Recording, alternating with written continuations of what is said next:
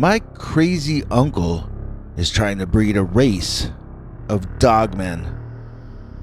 Dear Scary Stories NYC, I've got a story for you that started off kind of fun when I was a young teenager. More recently, this has turned into something that feels dark to me, and so I've begun to be worried.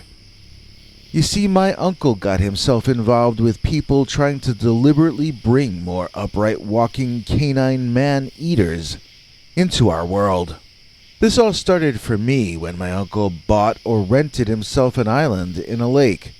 I'm not going to tell you which island in which lake, because I believe I have solid reasons to be very paranoid about all of this. I didn't back then though, so let me start off with that part. It was sort of exciting and fun in the beginning.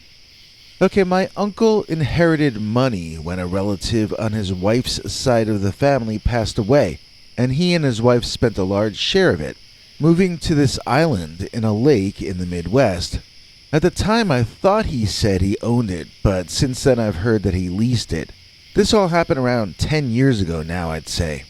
So the next part of my version of the story happened in Christmas 2013. My uncle came to stay with us that year for Christmas Eve and Christmas Day. At one point, he took me and my dad aside and he explained why he bought the island. The real reason, I mean. It turned out the previous owner or tenant claimed he had accidentally trapped a werewolf. And he said that there were more than that on the island too, roaming free. I don't know if the previous owner contacted Bob Bigelow because that's who I would have contacted. But either way, they wanted to get off that island in a hurry. And they wanted to get off for the same exact reason that my uncle and his wife wanted to move in. Well, needless to say, my father and I chewed my uncle's ears off with our questions. We wanted to see photographs. We wanted to see video. We assumed he must have some online somewhere or something, but he told us the entire thing was hush-hush for now. His plan at the time was to examine the creature, analyze its DNA, and gain the ability to either clone it or possibly attempt to mutate the DNA. That part of the conversation sort of flew over my head at the time, but I got the vibe that he was going to try to do the Jurassic Park thing, only with werewolves instead of dinosaurs. My uncle informed us that there was this absolute secrecy about all of this. We weren't even allowed to tell my mother or my sister, as my uncle didn't seem to respect their ability to keep a secret. In the summer of 2014, my father and I visited the island. I forget what we told Mom and my sister that we were doing, but we actually went to the island in the lake and visited my aunt and uncle.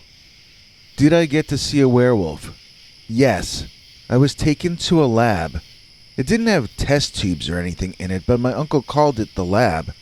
And there, on one side, on one wall, there was a dogman standing in what looked like a jail cell of a county police office. I was shocked on many levels by this.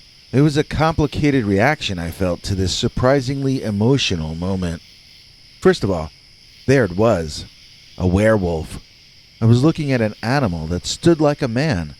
It had a head with a long fang-filled snout and long pointed ears on top. His arms, legs, and back seemed covered in long gray fur, which was sparser on the front of the body, except where you would expect it to be thicker on a man. I did not notice the famous eye shine, but we were under harsh and bright fluorescent lights, which made everything look plain and ugly. I could see cuts and bruises on the beast. I saw everything about him right there in front of us. It was both an ugly moment and a magical one. Yes, werewolves were actually real. But no, they were not actually magical. My uncle explained to his brother and me that werewolves turn out not to be werewolves after all. They don't shapeshift. They just are what they are. The DNA analysis he was doing confused even him. The creatures seemed to be a mix of a bear and a dog and a primitive form of human.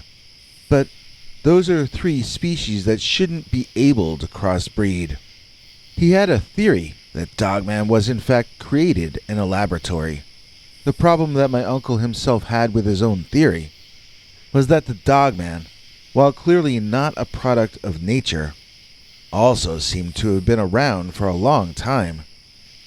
He didn't feel that this mutation had been created in our lifetime, but humanity has only had the ability to splice genes for a very short period.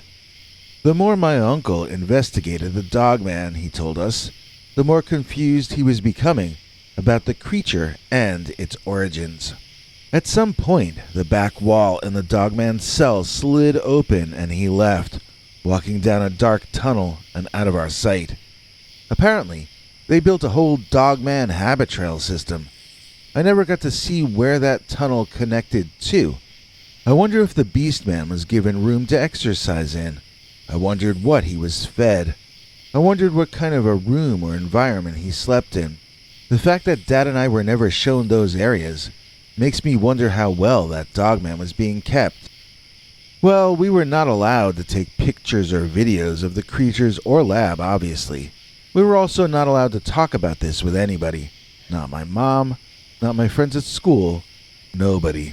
The cover story was that we visited the island and spent most of our time on the beach. In 2016, Dad and I were finally gonna get the chance to make a second trip out to the island. The night before our trip, however, my uncle called my dad with very bad news. Apparently, my aunt had passed away very suddenly, and the trip would have to be cancelled. Well, my father wanted to visit the island even more, to check on his brother and console him. My father is the older of the two, and he feels somewhat protective of his mad doctor little brother. Well, we got blown off, not even invited to the funeral. My uncle became more distant than he'd ever been, and one day I approached my father with an idea which had been bothering me. "Hey, Dad, remember when your brother first bought that island? He said there were other werewolves on the island. Remember that, Dad?" My father admitted he did remember, but he had that look on his face when he doesn't like where he thinks I'm about to take the conversation. "Well," I continued, "what if that was how my aunt died?" Dad cut the conversation off. He was not hearing it, and he forbade me to talk about anything that ghoulish ever again. Of course, that made me even more convinced than ever that she must have been taken out by one of those upright walking wolves known to live on that island. The beast I saw in that cell was taller than a man, at least taller than any man I ever knew. It stood surprisingly upright, more upright than a chimp or a gorilla, which do tend to slouch. The Dogman also seemed quite alert and cranky, but it's not like I was viewing him in nature. I'd be cranky in a jail cell too. I wonder to this day if he was large, average, or small compared to the other beastmen on that island. Well, we rarely heard from that uncle again, but he would FaceTime us for Christmas and our birthdays, and he seemed perfectly normal on those occasions, so I guess I kind of expected that sooner or later, Dad and I would get invited out to the island again. Then the pandemic hit, and we all sort of got accustomed to not visiting relatives during that horrible time. So the reason I'm writing all of this to you is that just last month, March 2022, my strange uncle called my dad out of the blue. I live on my own now, so I heard the story after it happened from my father. He said my uncle called him completely unexpectedly, and he started telling my dad that he had been out of touch due to business. Apparently, there are these mysterious new investors in the Dogman project, and something about these investors was upsetting to my uncle.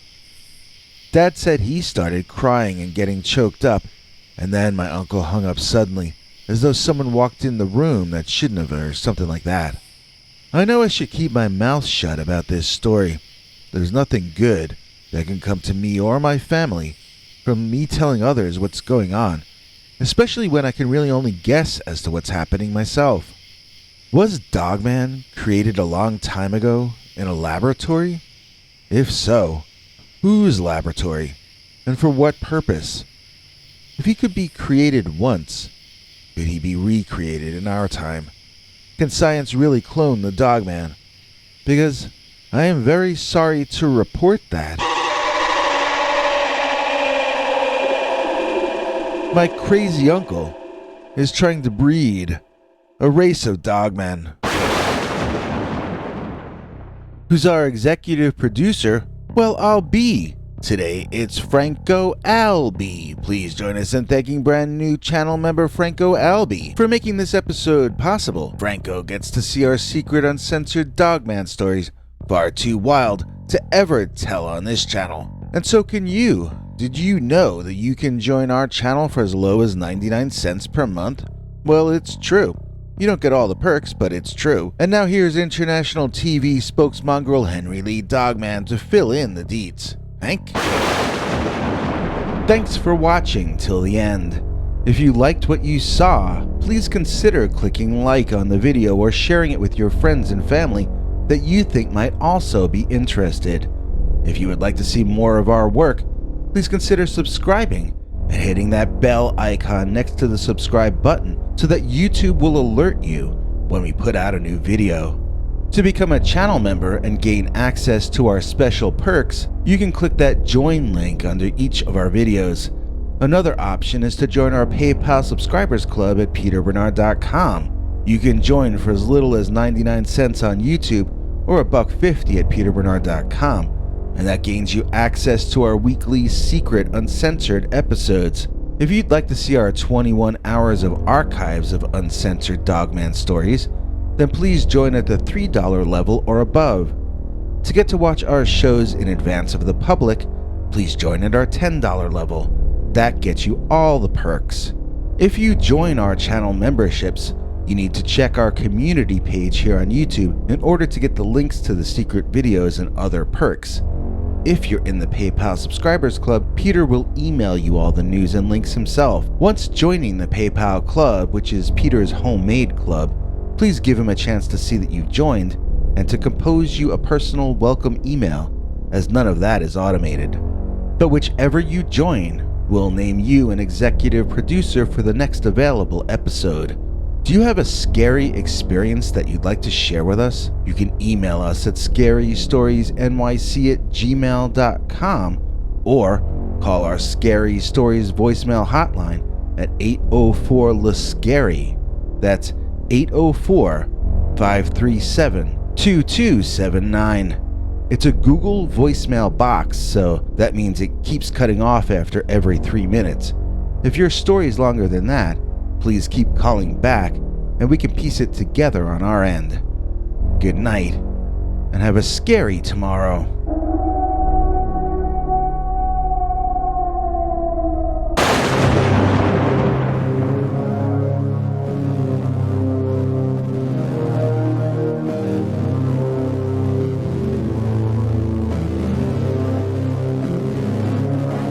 Come back for more scary stories.